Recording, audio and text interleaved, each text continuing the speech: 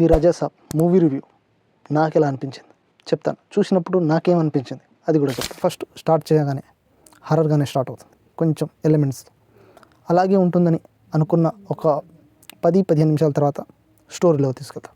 స్టోరీలో ఇలాగే ఉంటుందేమో, ఒక స్టోరీ లాగానే కామెడీ అలాగే ఉంటుందేమో అనుకునేసరికి మళ్ళీ హారర్ అలాగే ఉంటుందని అని ప్రతిసారి సాంగ్, ఇలా మిక్స్డ్ ఫీలింగ్తోనే ఈ సినిమా ఉంటుంది. ప్రతిసారి ఒక ఎక్స్పెక్టేషన్ చేసే ప్రతిసారి ఒక సాంగ్.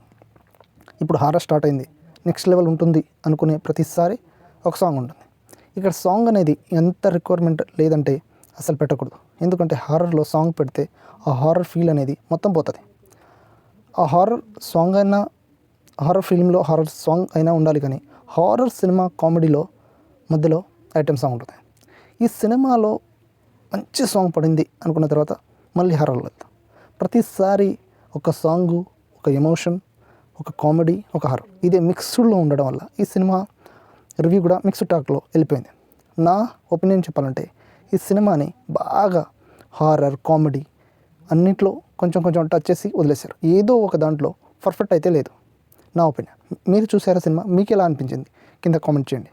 ఈరోజు ఇంతే వీడియో, మళ్ళీ ఒక వీడియోతో ఇంకోసారి కలుద్దాం. Let's bye.